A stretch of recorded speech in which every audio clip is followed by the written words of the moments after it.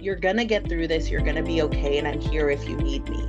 If I hadn't worked with Mike, I wouldn't know myself as well as I do today. I would have, I think, in time, eventually discovered these things about myself, but that's the point of a coach, right? To help you in the moment when you need it.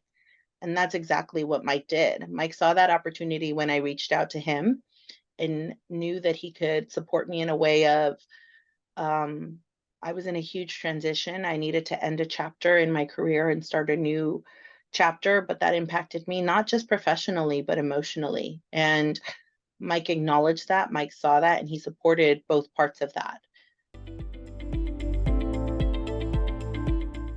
What the assessment revealed to me was that the need for tremendous creativity in my life, right? In my role, I should really seek a creative role. And there were very artistic roles, right? Like anything from uh, a TV personality to like a graphic designer, like very what you would constitute as a creative role. And I was in talent development. And while I had the ability to practice those skills at times, the role that I was in was much more intellectually driven.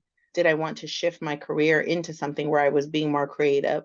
Or did I need to be more intentional about my extracurricular activities, really feeding my creativity to have more balance?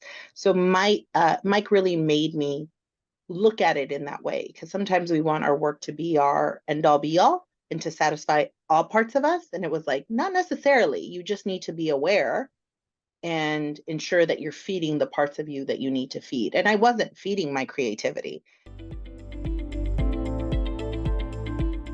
Also had been with my company for 15 years and had was in great denial of leaving the company, of that change, of that transition.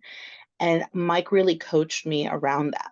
And he would really help me like think about what what that looked like for me, how that felt, why I was so attached to the company.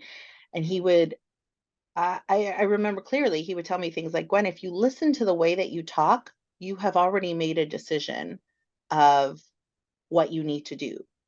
You just are not aware of it, right? Or things like my identity being so connected and my confidence to this company, um, and just things like that. So he really helped bring such awareness to what I was not paying attention to, what I was feeling, but not accepting. So he really coached me along that to get me to the point where I left the company in April, and then had my period of transition and such to then I could really foster that part of me inside that wanted to be independent, that wanted to start my own creative project of my own business of consulting along with other business ideas that I have, but willing to take that risk.